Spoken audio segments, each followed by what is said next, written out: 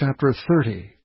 And Moses spake unto the heads of the tribes concerning the children of Israel, saying, This is the thing which the Lord hath commanded.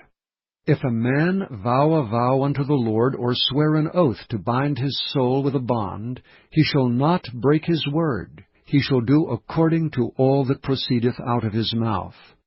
If a woman also vow a vow unto the Lord, and bind herself by a bond, being in her father's house in her youth, and her father hear her vow, and her bond wherewith she hath bound her soul, and her father shall hold his peace at her, then all her vows shall stand, and every bond wherewith she hath bound her soul shall stand.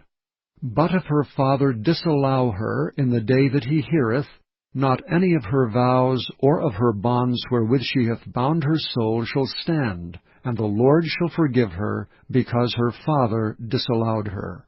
And if she had at all an husband, when she vowed, or uttered aught out of her lips, wherewith she bound her soul, and her husband heard it, and held his peace at her in the day that he heard it, then her vows shall stand, and her bonds wherewith she bound her soul shall stand. But if her husband disallowed her on the day that he heard it, then he shall make her vow which she vowed, and that which she uttered with her lips, wherewith she bound her soul, of none effect, and the Lord shall forgive her. But every vow of a widow, and of her that is divorced, wherewith they have bound their souls, shall stand against her.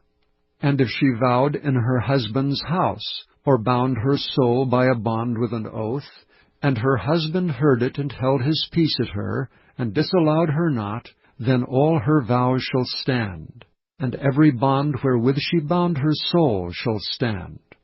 But if her husband hath utterly made them void on the day he heard them, then whatsoever proceedeth out of her lips concerning her vows, or concerning the bond of her soul, shall not stand. Her husband hath made them void, and the Lord shall forgive her. Every vow and every binding oath to afflict the soul, her husband may establish it, or her husband may make it void. But if her husband altogether hold his peace at her from day to day, then he establisheth all her vows, or all her bonds which are upon her. He confirmeth them, because he held his peace at her in the day that he heard them. But if he shall any ways make them void after that he hath heard them, then he shall bear her iniquity.